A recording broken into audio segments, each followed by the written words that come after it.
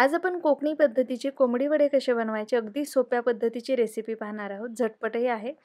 त्यासाठी इथे मी चिकन घेतलेले अर्धा किलो चिकन आहे. त्यामध्ये आपण मीठ घालूयात, सोबतच थोडी हळद घालूयात आणि आलं लसणाची पेस्ट घालूयात. आता हे चिकनला व्यवस्थित लावून घ्यायचे आणि हे चिकन आपल्याला मॅरिनेट होण्यासाठी ठेवायचे. आता हे चिकन मी बाजूला ठेवते आणि बाकीची तयारी करून घेऊयात. आता इथे मी गॅसवरती एक कढई गरम करायला ठेवली आणि त्यामध्ये किसलेलं सुकं खोबरं घातले. ते आपण भाजून घेऊयात. खोबरं भाजून झालं की बाजूला काढून घ्यायचं आणि गार व्हायला ठेवायचे. आता कढईमध्ये थोडंसं तेल घालून त्यामध्ये उभा चिरलेला कांदा घालायचा आणि कांदाही भाजून घ्यायचा आहे.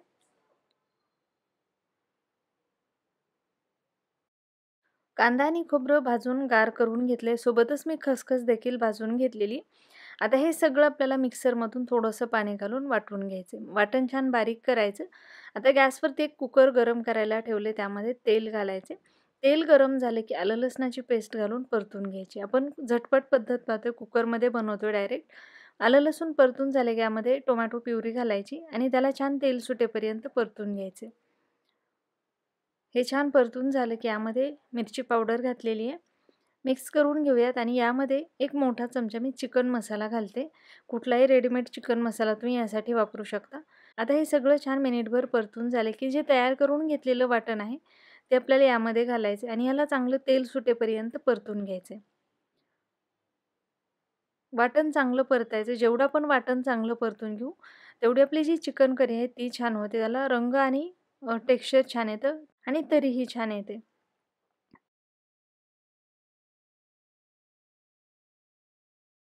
आता हे वाटण घालून याला चांगलं तेल सुटेपर्यंत मी परतून घेतलेलं आहे.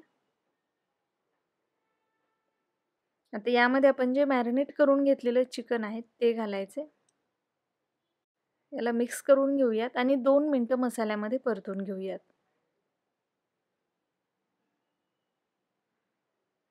आता यामध्ये पाणी घालूयात. तर पाणी गरम करून घ्यायचं आणि मग घालायचं. तर तुम्हाला किती रस्सा हवा आहे त्यानुसार पाणी घालायचं यामध्ये. मिक्स करून घ्यायचं आणि यामध्ये आपल्याला मीठ घालायचं. मीठ आपण चिकन मॅरिनेट करतानाही घातलेलं आहे. थोडी कोथिंबीर घालायची. यामध्ये मी दुसरे कुठलेच मसाले घातलेले नाहीत. आपण डायरेक्ट चिकन मसाला वापरलेला असल्यामुळे. आता कुकरचं झाकण लावायचं आणि चिकन छान शिजवून घ्यायचे.